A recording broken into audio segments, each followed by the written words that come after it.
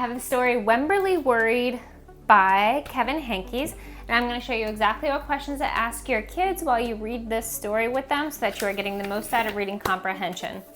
The themes developed in this book are childhood anxiety, shared human experiences, overcoming fear through friendship, all-encompassing fret, anticipatory fear, not being alone, validation, stepping out of fear, and moving forward.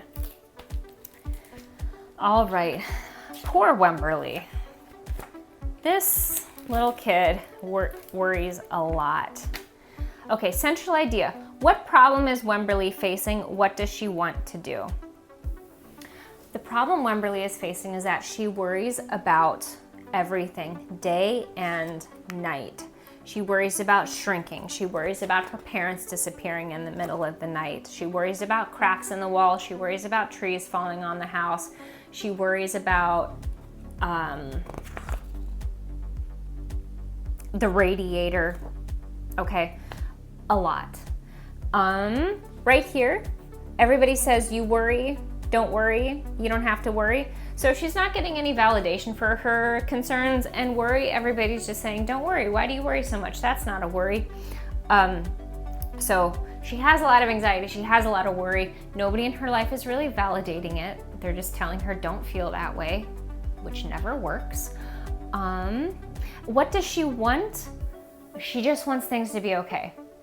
Like any kid, she doesn't say this, but like, what does any kid want? They want things to be okay. They want to be comfortable. They want to be happy. They want to not worry about things.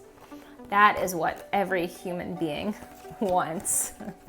You can't eliminate worry from your life completely, but ideally, we can pick and choose the things we worry about a little bit more than Wemberly.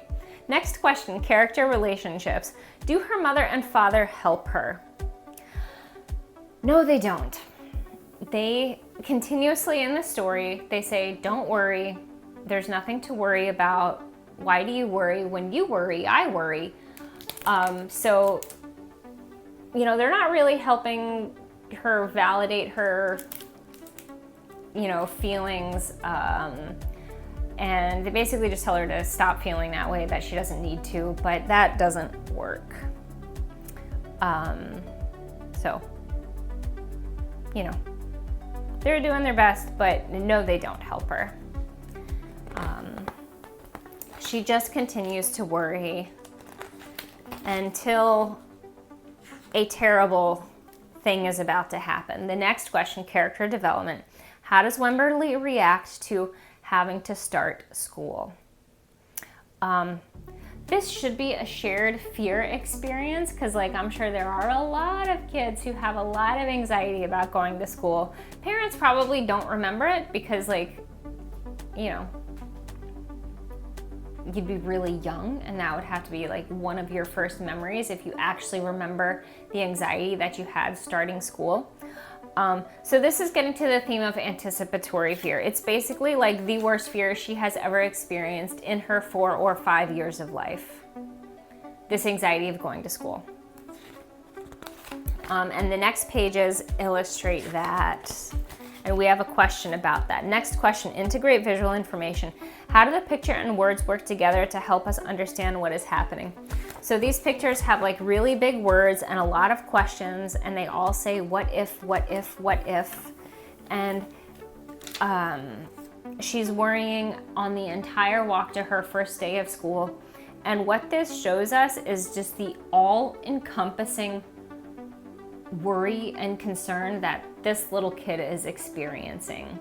She is concerned completely in her entire body and mind. She has nothing but worry going on. Really not a fun place to be for a 4 or 5-year-old going to their first day of school. It is not good. All encompassing. She is terrified. She steps in. There's a lot of kids having fun, but there's one kid who's standing off to the side and the teacher ushers her over to that kid. This kid's name is Jewel. Next question, character relationships. How do Wemberly and Jewel get along?